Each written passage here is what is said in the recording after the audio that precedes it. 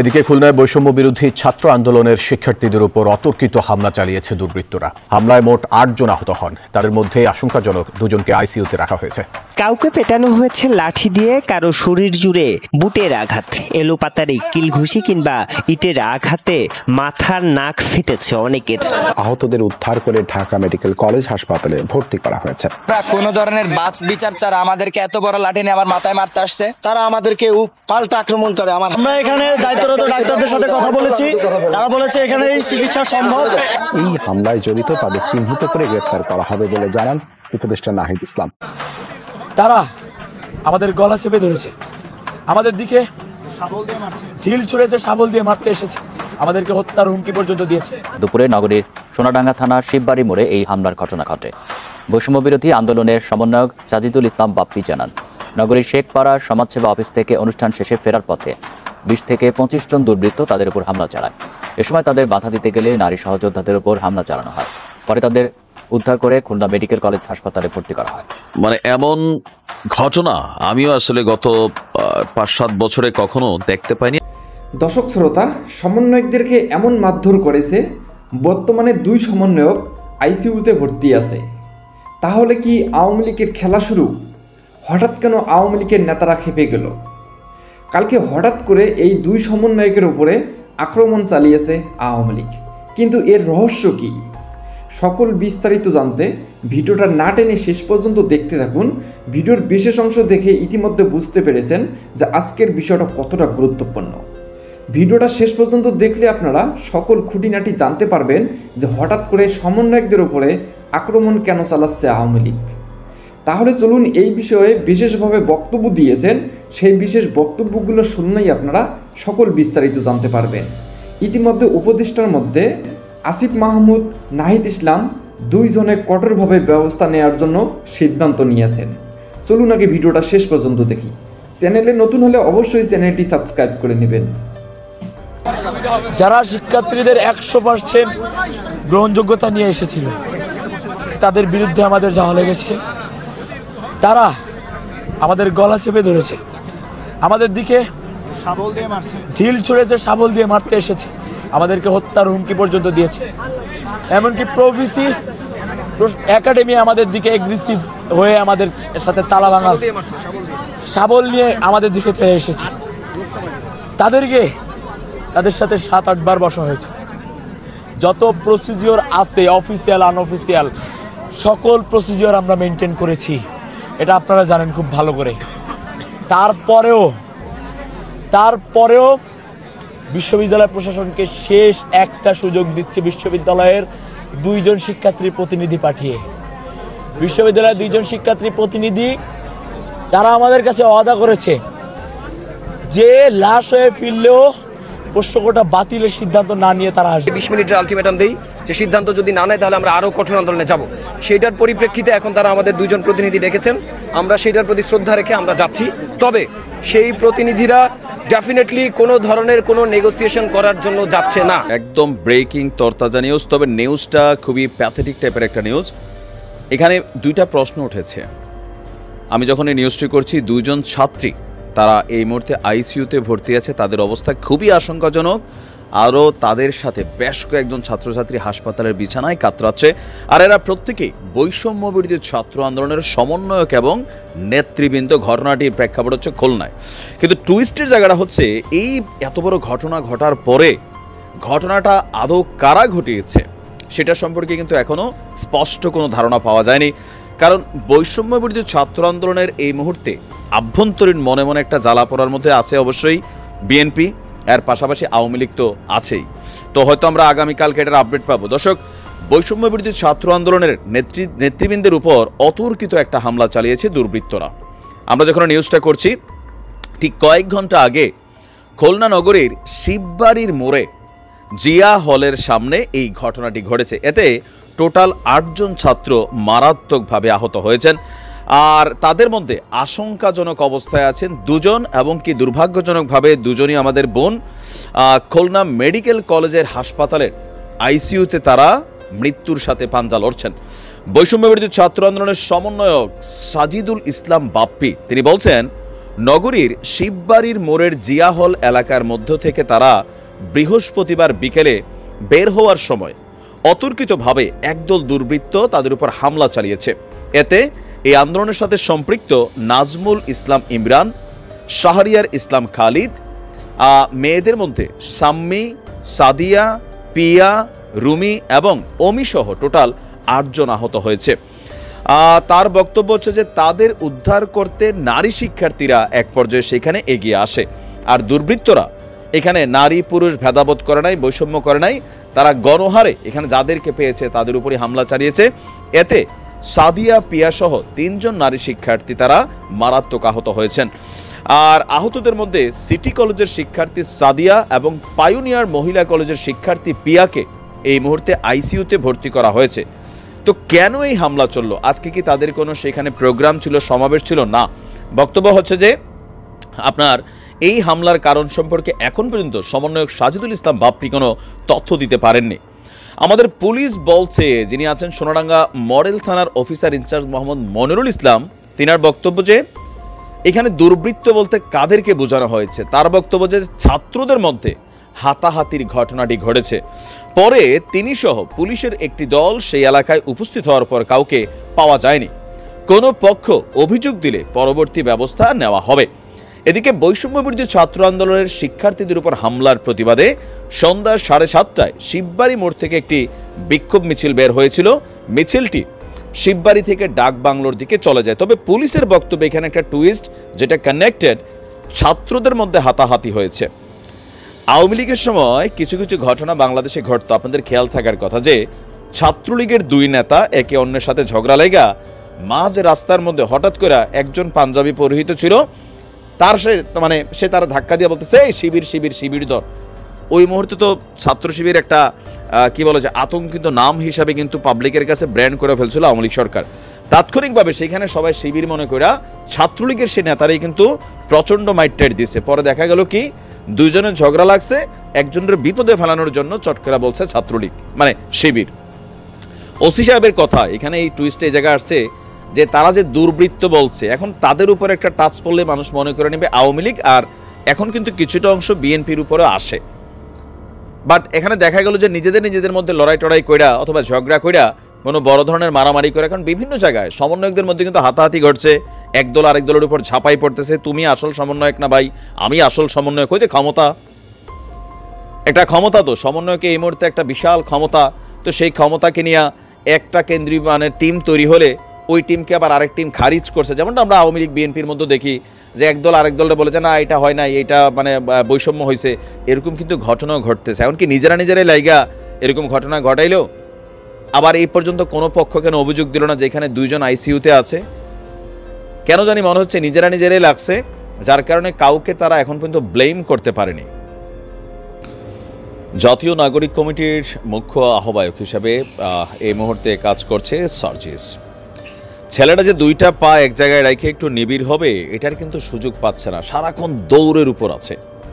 সার্জিস দৌড়ের উপর। আমাদের ভিডিওর ক্যাপশন যথেষ্ট সঠিক, তবে তাকে কেউ দৌড়াচ্ছে বিষয়টা কিন্তু তা না, কিন্তু ঝামেলা পাকাচ্ছে। তার যারা সতীর্থ আছেন তারা অনেকেই ঝামেলা পাকাচ্ছেন। তাদের দাবি ভাই তোমরা মন্ডা খাবা, মিঠাই খাবা, আর আমরা যারা তোমাদেরকে ওই জায়গাটা পর্যন্ত পৌঁছিয়েছি বা যেই জায়গাকে তোমরা এই মুহূর্তে এনজয়টা করতেছো, সেই জায়গা যাবার পর তোমরা কি আমাদেরকে ভুলে গেছো? আর যদি ভুলেই না যাও তাহলে আমাদের রক্তের উপর দাঁড়িয়ে যে সরকার প্রতিষ্ঠিত 5 মাস হয়ে গেল, অনেক কিছু ঘটে গেল, কিন্তু আমরা কেন প্রপার সুযোগ সুবিধাগুলো পাচ্ছি না? আমরা তো রাজস্বীয় ভোগ চাচ্ছি না, আমরা তো গাড়ি বাড়ি মন্ত্রিত্বের পাওয়ার চাচ্ছি না, আমরা চাচ্ছি কি ন্যূনতম চিকিৎসাটার অধিকার।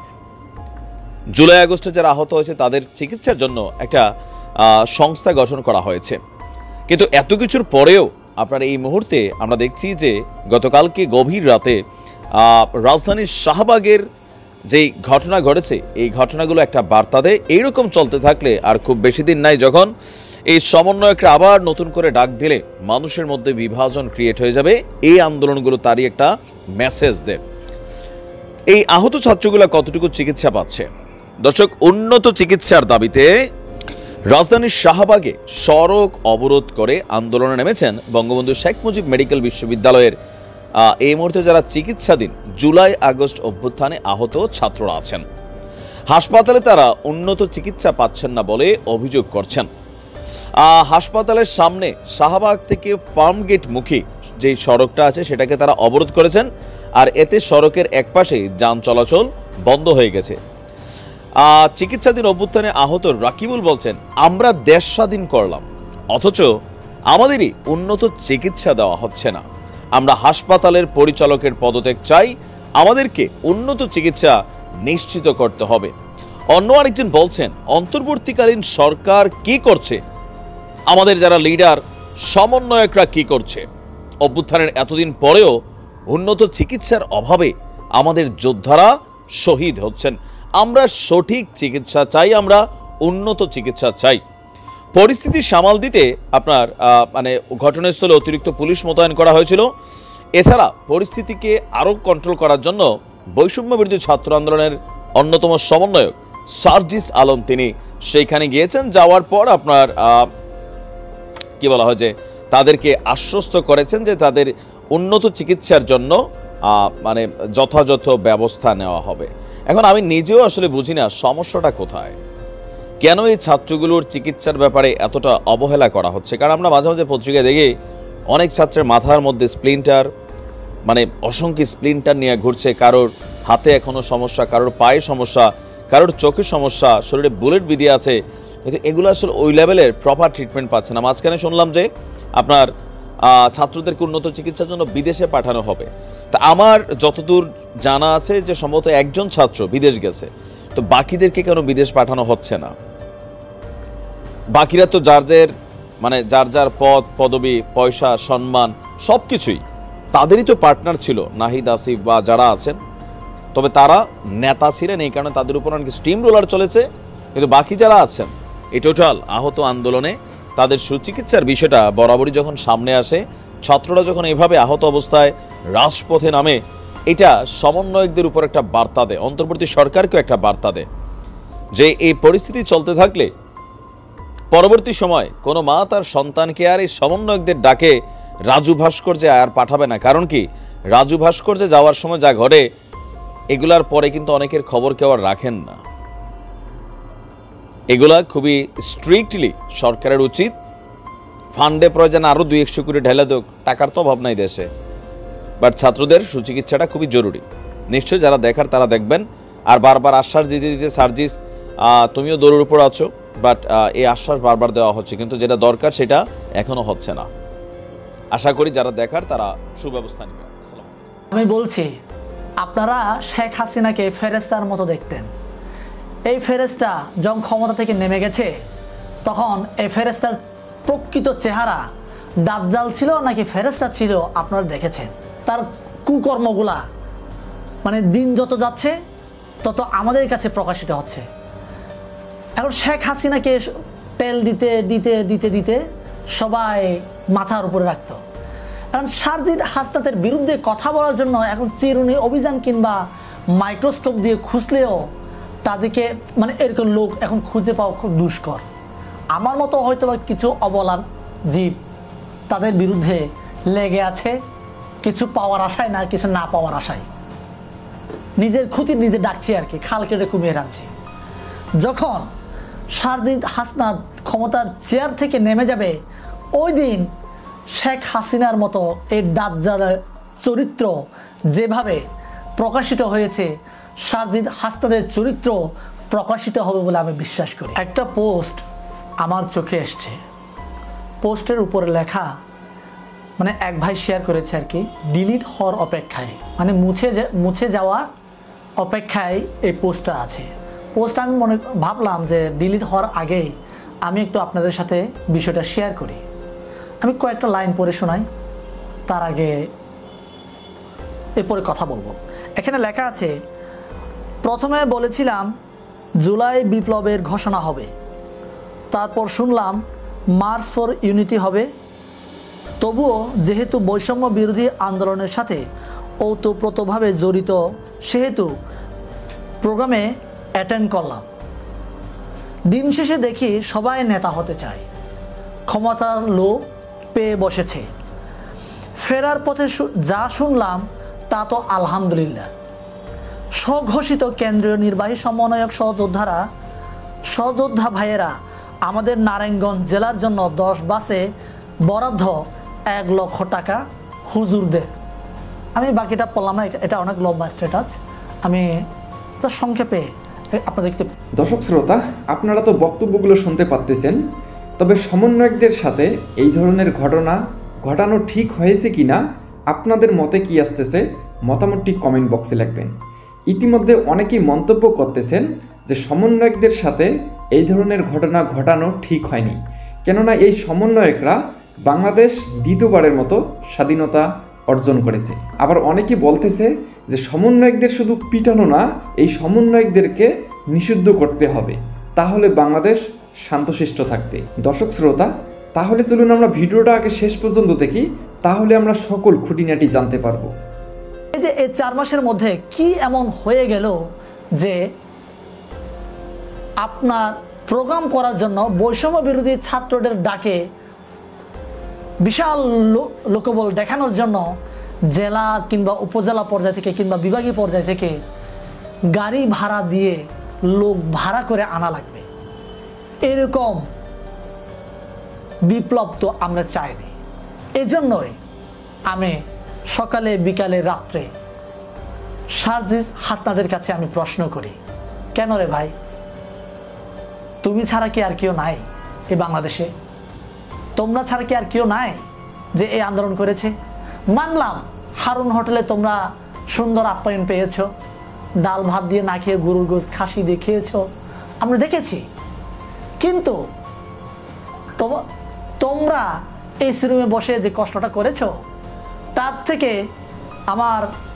আমরা যারা মাঠে ছিলাম, আমরা কিন্তু খেয়ে না খেয়ে তৃষ্ণার্ত হৃদয়ে আমরা কিন্তু এই শেখ হাসিনাকে তাড়ানোর জন্যই কাজ করেছি। এখন আমাদেরকে বিভাজনের রাজনীতি করছে, কে আগে ক্ষমতায় যাবে, ক্ষমতার লোভ আমাদেরকে পেয়ে বসেছে। আমরা তো ক্ষমতার জন্য আন্দোলন করি নাই, আমরা তো আপনার এই দেশকে পরিবর্তন করার জন্য, এই দেশের আপামর জনগণের জীবনমান উন্নয়নের জন্য তথা বাংলাদেশের সার্বভৌম রক্ষা করার জন্য কিন্তু আমরা এই সংগ্রাম আন্দোলনটা করেছি। এখন সার্জিস হাসনাতের বিপক্ষে কথা বললেই মনে হয় যে আমি শেখ হাসিনার বিরুদ্ধে কথা বলছি, সার্জিস হাসনাতের বিরুদ্ধে কথা বললে মনে হয় যে বাংলাদেশের জনগণ মনে করে না, মনে হয় মোদির বিরুদ্ধে কথা বলছি। এই চিন্তা ভুল। আমি বলছি, সার্জিস হাসনাতের চারপাশে আপনারা যারা ঘোরাঘুরি করছেন, তাকে যারা টেল দিচ্ছেন, আপনি তাদের সার্জিস হাসনাতের ব্যাকগ্রাউন্ড চেক করেন এবং তারা এত টাকা কোত্থেকে পেল, কিভাবে পেল, আপনারা খুঁজে বের করেন। আমি বলবো না কোত্থেকে পেয়েছে, তাদের যে খুব কাছের এক সহকর্মী এই স্ট্যাটাসটা দিয়েছে, এত হয়তো বা তাকে ফোন দিয়ে থ্রেট দিয়ে এই পোস্টটা ডিলিট করতে বাধ্য করবে, যেমনটা শেখ হাসিনা করত তার নামে ভিন্ন কিছু ফেসবুকে লেখালেখি করলে কিংবা নিউজ করলে। এখন এই জন্য আমি বলছি, সময় এসেছে আমাদের বিভাজনের রাজনীতি ছেড়ে কালসাপ না পোষা। আমরা যদি কালসাপ পুষি, তাহলে আমরা এই কালসাপের ছোবলে আমাদেরকে মরতে হবে। আমরা মরতে চাই না, এই বাংলাদেশকে আমরা এগিয়ে নিয়ে যেতে চাই। তাই আসুন আমরা তাদেরকে প্রতিহত করি। আমি আপনাদের এই আশ্বাস দেবার পারি যে বাংলাদেশ 4টে স্তম্ভের উপর চলবে: জাতীয়তাবাদ, সমাজতন্ত্র, গণতন্ত্র আর ধর্মনিরপেক্ষ রাষ্ট্র। এর মধ্যে কোনো কিন্তু নাই, এর মধ্যে হাত লাগাতে পারবে না। এটা সোজাসুজি আমরা করব। আর আপনারা জানেন আমি সোজা মানুষ, সোজা কথা বলি, যা বলি যেটা বুঝি সেটা বলি এবং সেটা করি। এর মধ্যে আমি ভয় করি না কাউকে।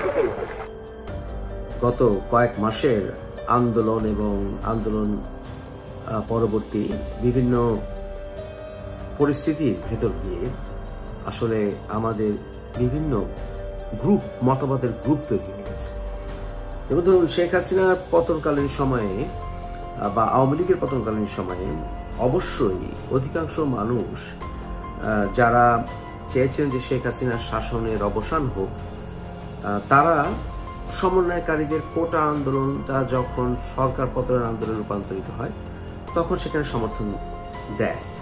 কিন্তু যেটা সমন্বয়কারীরা দাবি করার চেষ্টা করছে বা প্রকাশ করার চেষ্টা করছে বিভিন্ন গণমাধ্যমে, সেটা হচ্ছে তারাই শেখ হাসিনার পতন ঘটিয়েছে। কিন্তু শেখ হাসিনার বা আওয়ামী লীগের পতন অসম্ভব ছিল যদি সেই অগাস্টের আন্দোলন শেষ পর্যন্ত যদি গণজোয়ারে পরিণত না হতো। শেখ হাসিনার শাসন আমলের পতন আমিও চেয়েছিলাম বিভিন্ন কারণে, এবং পরবর্তীতে অর্থাৎ শেখ হাসিনার শাসনের অবসানের পরবর্তীতে সবচাইতে দ্রুত যারা বুঝতে পেরেছিলেন যে এই কোটা আন্দোলনকারীরা আসলে তারা স্বাধীনতার পক্ষে শক্তি নয়, এবং তারা মোটামুটি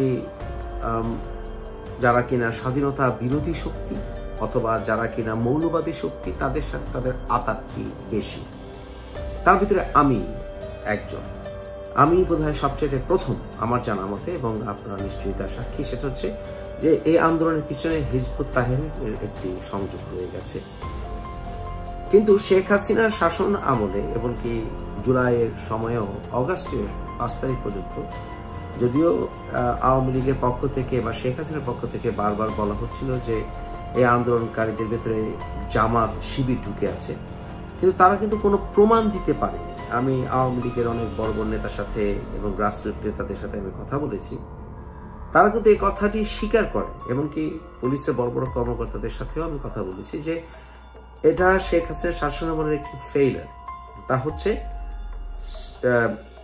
ডিবি বা সিআইডি বা ডিজিএফআই তারা কেউ হয় ইচ্ছা করে বা যে কোনো কারণেই হোক তাদের ফেইলারের কারণে তারা জনগণের সামনে বলতে পারেনি যে এই সমন্বয়কারীদের ভিতরে এরা এরা এরা এরা জামাত। আমরা সেই ইনফরমেশনটা পাইনি। নেভারদিলেস আমি তারপর থেকেই আন্দোলন শুরু করেছি যে এই কারণে যে এরা স্বাধীনতা বিরোধী শক্তিতে পরিণত হচ্ছে, তারা স্বাধীনতাকে গুরুত্ব দেয় না, 71-এর বিভিন্ন বিষয়কে তারা গুরুত্বই দেয় না, এবং তাদের বিভিন্ন প্রোগ্রামে আমি দেখছিলাম যে তারা আলটিমেটলি আমাদের 71-এর যে মূল বিষয়গুলো বা মূল প্রিন্সিপাল যেগুলো রয়ে গেছে সেটা হচ্ছে যেমন সমাজতন্ত্র, গণতন্ত্র, ধর্মনিরপেক্ষতা এবং আমাদের বাঙালি জাতীয়তাবাদ, এই কয়টির বিরুদ্ধে তারা যাচ্ছে। তাদের মূল কারণ হচ্ছে তারা আলটিমেটলি ভারতের ইস্যুকে কেন্দ্র করে হোক, বিভিন্ন ইস্যুকে কেন্দ্র করে হোক, তারা আসলে খেলাফতি একটি মুভমেন্টের দিকে যাচ্ছে, এবং সেই ক্ষেত্রে ভারতকে কোণঠাসা করতে চায় পশ্চিমারা। এই বিষয়টিকে তারা কাজে লাগিয়ে অনেকটা পশ্চিমের সহায়তার মাধ্যমে তারা চাইছে যে তাদের এজেন্ডাকে সামনে নিয়ে যেতে, অনেকটা কার্টার এবং রেগান অ্যাডমিনিস্ট্রেশনের সেই 70-80 দশকের পলিসি তারা অনুসরণ করতে যাচ্ছে। সেই প্রেক্ষিতে অনেকগুলো চড়াই উতরাই আমরা দেখেছি। আমরা একটি সময় বুঝতে পারলাম, আমি আপনাদের বিভিন্ন সময় বলেছি যে বিভিন্ন অ্যাডমিনিস্ট্রেশনগুলো আস্তে আস্তে জামাত দখল করে নিচ্ছে, ব্যাংকিং সেক্টর, তারপরে বিভিন্ন ইউনিভার্সিটির উপাচার্যের দায়িত্ব, এগুলো পুলিশ প্রশাসন তারা পেনেট্রেট করছে এবং অ্যাডমিনিস্ট্রেশন এগুলো দখল করে নিচ্ছে জামাত। এবং ডক্টর ইউনূস সরাসরি উনি বললেন যে উনি এই সমন্বয়কারী বা ছাত্র দ্বারা উনি নিয়োগ প্রাপ্ত। তাই যখন সমন্বয়কারীরা আসলে বিপাকে পড়বে, ডক্টর ইউনূসও বিপাকে পড়বে, এতে কোনো সন্দেহ নেই। ডক্টর ইউনূসের বড় শক্তি হচ্ছে এই ছাত্ররা, জামাত এবং তাদের দোসররা, এবং অপরদিকে ছাত্রদের বড় শক্তি হচ্ছে ডক্টর ইউনূস। কারণ ডক্টর ইউনূসের প্রতি মানুষের এখনো আসলে একটি সহমর্মিতা আছে, ওনার প্রতি এখনো রেসপেক্ট আছে, এবং ডক্টর ইউনূসের বড় শক্তি হচ্ছে পশ্চিমা দেশগুলো। তাই ডক্টর ইউনূসের পজিশনটা একটা স্টেবল। তো যে এই ভয়ঙ্কর সিচুয়েশনের ভিতর দিয়ে আমরা হাঁটছি সেটা হচ্ছে ডক্টর ইউনূসের পতন হলে দেশের পরবর্তী মূল দায়িত্বে কে আসবেন সেটা কিন্তু এখনো নির্ধারিত হয়নি। সুতরাং সেটা একটি ভয়ঙ্কর পরিস্থিতি যাচ্ছে। কারণ ডক্টর ইউনূসের মৃত্যু হলে, ওনার বয়স 85, উনি আল্লাহ ওনাকে এটা নিয়ে যেতে পারে, তখন দেশের কি হবে? কন্টিনজেন্সি কোনো প্ল্যান নেই আমাদের। অপরদিকে এই সময় পরিক্রমায় আমরা অনলাইন অ্যাক্টিভিস্টদের ভিতরেও দেখেছি যে তাদের ভিতরে একটি সময় আস্তে আস্তে ডক্টর ইউনূসের বিরুদ্ধে যারা যেতে শুরু করেছে, তারাই আসলে এক সময় শেখ হাসিনা প্রথম থেকে চেয়েছে, এই সমন্বয়কারীদের সমর্থন করেছে, এবং পরবর্তীতে তারা এখন যেমন আসিফ নজরুলের বিরুদ্ধে অনেকে গেছে। অথচ আসিফ নজরুলের প্রথম থেকে আমি, আপনারা জানেন, আসিফ নজরুলের সপক্ষে আমি কোনোদিনও ছিলাম। তাই আসিফ নজরুলের ব্যাপারে তারা এখন দেখছি তারাও আসলে উঠে পড়ে লেগেছে। কিন্তু এটার কারণটা কি? মূল কারণ হচ্ছে যে তারা দেখতে পাচ্ছে যে জামাত দুর্বল হতে বাধ্য। 31শে ডিসেম্বর তারা যে ঘোষণাপত্র দেওয়ার কথা ছিল, সেই ঘোষণাপত্রের মূল উদ্দেশ্যই ছিল যে তারা আমাদের সংবিধান ছুঁড়ে ফেলে দিতে চায়। সংবিধান ছুঁড়ে ফেলে দিয়ে কোনোরকম মুভমেন্ট করা, সেগুলি রাষ্ট্রদ্রোহিতার শামিল। এবং সেখানে আসলে কোনো অবস্থাতেই আমাদের বাংলাদেশের মূল রাজনৈতিক দলগুলো সমর্থন দেবে না। জাতীয় পার্টিকে তারা হুমকি ধামকি থ্রেট দিয়ে তারা অনেকটা কোণঠাসা করার চেষ্টা করেছে, তাদের অফিস আক্রমণ করেছে, এবং সেই সময়ও বিএনপি এটাকে ধিক্কার জানিয়েছিল। বিএনপি তো প্রশ্নই ওঠে না মুক্তিযোদ্ধার দল হিসেবে এই 4টি মূলনীতির বিরুদ্ধে যাবে, সুতরাং বিএনপি সমর্থন তারা পাচ্ছে না। মনে রাখতে হবে যে শেখ হাসিনার পতনের সময় বিএনপি কিন্তু একটি বড় ভূমিকা পালন করেছে। তাই বিএনপি কিন্তু সরাসরি কোনো অবস্থাতেই এই 72 সংবিধানের বিরুদ্ধে যাবে না, যেটা কিন্তু সমন্বয়কারীরা 31শে ডিসেম্বরে প্ল্যান করেছিল। তাহলে বিএনপি সমর্থন নেই। জামাত সরাসরি 72 সংবিধানের বিরুদ্ধে যাবে না, এবং তাই জামাতও তাদের পাশে স্পষ্ট নেই।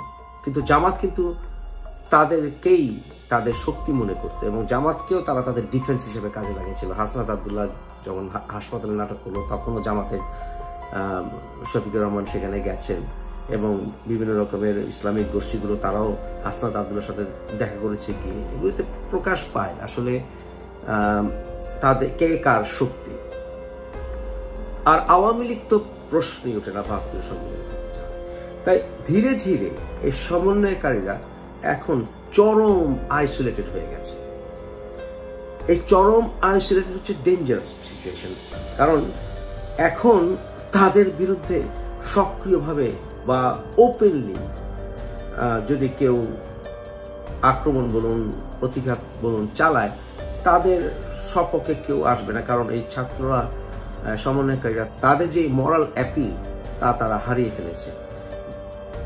এই 72 সংবিধানটি ছিল the last nail in their coffin. এখন এখান থেকে রিভার্স করা কোনো মতেই সম্ভব না। সামনে আমরা যেটা দেখতে পাবো, আমি নিশ্চিত যে সমন্বয়কারীরা আরো কোণঠাসা হবে, তারা কোনো রকম প্রোগ্রাম করতে পারবে না, এবং তাদের যে হুমকি ধামকি, তারা তো হুমকি ধামকির উপর দিয়ে চলে আসছে। একেবারে অগাস্টের প্রথম থেকেই বিভিন্ন মিডিয়াতে গিয়ে থ্রেট দেওয়া, 15 মিনিটে ফেলে দেবে, শেখ হাসিনাকে তারা ফেলে দিয়েছে। বিভিন্ন হাসপাতালে যাওয়া, বিভিন্ন সরকারি অফিসে ঢুকে পড়া, সচিবালয়ে ঢুকে পড়া, সব বিষয়ে তারা শুধু থ্রেট, হুমকি, আলটিমেটাম, এই কালচার তারা শুরু করেছে, এবং সেই কালচার ছড়িয়ে গেছে। শিক্ষা প্রতিষ্ঠানে বিভিন্ন প্রধান শিক্ষক এবং বিভিন্ন শিক্ষকদের চাকরি থেকে জোরপূর্বক অবসরে পাঠানো, বিভিন্ন সরকারি দপ্তরে ঢুকে থ্রেট দেওয়া, এবং এটা স্পাইরাল আকার হয়েছে। এবং শুধু এখন সমন্বয়কারীরা, যে কেউ ভিতরে একটি কালচার, যে কোনো গ্রুপের ভিতরে কালচার চলে আসছে। 15 দিনের আলটিমেটাম, 5 দিনের আলটিমেটাম, 48 ঘন্টার আলটিমেটাম। মানুষ এগুলি আর খাচ্ছে না, কারণ তারা এই আলটিমেটাম দিয়ে তারা কোনো রেজাল্ট আনতে পারবে না। এর মধ্যে সবচেয়ে বড় বিপাকে পড়ে গেছেন আসলে ডক্টর ইউনূস, এবং ডক্টর ইউনূস বুঝে ফেলেছেন আশা করি যে সমন্বয়কারীর উপর নির্ভর করে যে শক্তির কথা ভাবতেন যে ওনাকে সমন্বয়কারীরা বসিয়েছে, সেটা যে ভুল বক্তব্য, এবং সেখান থেকে যে তাকে আস্তে আস্তে সরে আসতে হবে, এবং আলটিমেটলি একটা ন্যাশনাল গভর্নমেন্টে যেতে হবে। এবং যদি সংবিধান বাতিল নয়, সাসপেন্ডও যদি করা হয়, সাসপেন্ড করতে হবে, এছাড়া কোনো উপায় নেই। সংবিধানকে সাসপেন্ড করে ডিরেকশন দিতে হয়, তাহলে একটা ন্যাশনাল গভর্নমেন্ট লাগবে। এবং বর্তমানে যে ডক্টর ইউনূসের অধীনে যে সকল উপদেষ্টারা আছে, এদের ব্যাপক পরিবর্তন আনতে হবে। বিভিন্ন দল থেকে রিপ্রেজেন্টেটিভ নিয়ে একটি ন্যাশনাল গভর্নমেন্ট করা ছাড়া আর কোনো উপায় নেই, এবং সমন্বয়কারীদের আস্তে আস্তে সরে আসতে হবে। আমরা আর্মিরও অ্যাকশন দেখতে পাবো সমন্বয়কারীদের বিরুদ্ধে স্লোলি, এবং সেই ক্ষেত্রে সমন্বয়কারী আর কিছুই করতে পারবে না, কারণ তারা জনগণকে ডাকলে আর জনগণকে তাদের পাশে পাবে না, রাজনৈতিক দলগুলো তাদের পাশে তারা পাবে না, জাতীয় পার্টিকে পাবে না, বিএনপিকে পাবে না, আওয়ামী লীগকে পাবে না, এমনকি জামাতে ইসলামীও ওপেনলি তাদের পক্ষে এখন আসবে না। সেই ক্ষেত্রে যা ঘটার কথা ছিল তাই ঘটছে। আমি আপনাদের বলেছি একটা সময় আসবে যখন সমন্বয়কারীরা পালানোর জায়গা পাবে না, এবং এখন তারা শুধু কমপ্লেন করছে তাদের গাড়ি বহর একাধিকবার অ্যাটাক হয়েছে, অ্যাক্সিডেন্টের সম্মুখীন হয়েছে, এগুলি কি রহস্য বহন করে, তাদের অনলাইনে বিভিন্ন অ্যাকাউন্ট হ্যাক হয়ে গেছে বা ডিসেবল হয়ে গেছে। দেখেন, তাই তো আলটিমেটাম দিত, এই হ্যান করেঙ্গা, ত্যান করেঙ্গা, এইটা করেঙ্গা, সেটা করেঙ্গা। তাহলে তাই যদি হয় তাহলে এটা তো ইনফ্যাক্ট ডিফ্যাক্টো যুদ্ধ ঘোষণা, এবং তারা যদি এটা করে থাকে তাহলে আওয়ামী লীগের মতো বৃহৎ রাজনৈতিক দল এবং বিএনপি তারা যখন তাদের বিরুদ্ধে এখন চলে গেছে, তাদের অ্যাকাউন্ট হ্যাক করা, তাদের সঙ্গে পাংখা নেওয়া, বিভিন্নভাবে তাদেরকে বিভিন্ন জায়গায় মারামারির সম্মুখীন হতে দেখা, এগুলি বোধহয় এখন খুব স্বাভাবিক হয়ে যাবে। এবং সমন্বয়কারীদের সেই সময়টি খুব সামনে ঘনিয়ে এসছে, যা আমি আপনাদেরকে অগাস্ট মাসের প্রথম সপ্তাহে বলেছিলাম, তারা পালানোর জায়গা পাবে না। এবং ডক্টর ইউনূস ধীরে ধীরে তাদের কাছে সরে আসবেন, এবং সেনাবাহিনী প্রধান উনি খালেদা জিয়ার সাথে উনি সস্ট্রিক দেখা করা মানে বোঝানো যাচ্ছে যে সেনাবাহিনীর প্রধান বিএনপিকে নিশ্চিতভাবে পরবর্তী গভর্নমেন্ট হিসেবে দেখছে, এবং বিএনপি তো আওয়ামী লীগের নিষিদ্ধ করার ব্যাপারটি কখনো চাইনি। পরিশোধন হোক আওয়ামী লীগের, এটা আমরা সবাই চাই, বিএনপিরও পরিশোধন প্রয়োজন আছে, এবং ভুল করেছে আওয়ামী লীগ অনেক। আমি আশা করি আওয়ামী লীগও তাদের ভুল বুঝেছে, এবং বিএনপিরও বোঝা উচিত না হয় বিএনপি সরকারে এলে তাদের পরিণতি এরকম হবে না, এটা বলা যাবে। আশা করি আমরা বর্তমান সরকারকে ধীরে ধীরে এই সমন্বয়কারীদের কাছ থেকে সরে আসতে দেখবো, এবং সমন্বয়কারীদের পরিণতি অত্যন্ত খারাপ হবে, এবং তাদের মূল যে ড্রাইভিং ফোর্স সেটা হচ্ছে অনলাইন, এবং অনলাইন অফ করে দিলে তাদের অবস্থা এত খারাপ হয়ে যাবে যে তারা কোঅর্ডিনেট করতে পারবে না কোনো কিছু। কারণ অন্যান্য রাজনৈতিক দলের মতো তাদের সারা বাংলাদেশ ব্যাপী তাদের নেটওয়ার্ক স্ট্রং হতে, বা রাজনৈতিক দলগুলো স্ট্রং হতে আগামী 10 থেকে 15 বছর লাগবে একটি অবস্থানে যেতে, এবং জাতীয় পার্টির মতো অবস্থায় যেতে। স্টুডেন্ট ইউনিভার্সিটি থাকলে মাস মুভমেন্ট করা যায়, কিন্তু এটা বেশি দিন ধরে রাখা যায় না। ছাত্র আন্দোলন বেশি দিন ধরে রাখা যায় না, এবং ছাত্র আন্দোলন থেকে একেবারে বেরিয়ে এসে একটি রাজনৈতিক দল করা বাংলাদেশে এত সহজ। দর্শক শ্রোতা, সমন্বয়কদের উপরে কেন আক্রমণ চালিয়েছে, আশা করি সকল বক্তব্য আপনারা মনোযোগ সহকারে শুনেছেন এবং বিস্তারিত বুঝতে পারছেন। তবে এখন আপনাদের মতামতগুলো কমেন্ট বক্সে লিখবেন যে সমন্বয়কদের উপরে আক্রমণ চালিয়ে কাজটি ভালো হয়েছে নাকি খারাপ হয়েছে। এই সমন্বয়করা বর্তমানে দেশের মধ্যে তাণ্ডব চালাচ্ছে, যেটাই মন চাচ্ছে ঠিক সেটাই করতেছে। এরা 71-এর সংবিধান চেঞ্জ করতে চায় এবং যে কোনো লোকের পদত্যাগ ঘটিয়ে দেয়। মনে হচ্ছে যে এরাই দেশ চালাচ্ছে। এই সমন্বয়কদের কারণে বাংলাদেশের আজকে এই অবস্থা। ঠিক এই ধরনের মন্তব্য অনেকেই করতেছেন। এই সমন্বয়কদের বিরুদ্ধে হাজারো জনতা, সকলেই শুধু এই সমন্বয়কদেরকে নিষিদ্ধ করতে চায়। এই সমন্বয়করাই চাঁদাবাজি করতেছে, টাকা লুটপাট করতেছে। আপনারা তো বক্তব্যগুলো শুনতে পারলেন যে কয়জন শিক্ষার্থী আর কয়জন সমন্বয়ক আহত হয়ে আছে। দর্শক শ্রোতা, এই বিষয়গুলো নিয়ে আপনাদের যদি কোনো মতামত থাকে অবশ্যই আপনাদের মূল্যবান মতামতগুলি কমেন্ট বক্সে লিখবেন। ধন্যবাদ সকলকে। নেক্সট ভিডিওতে দেখা হবে। আল্লাহ হাফেজ।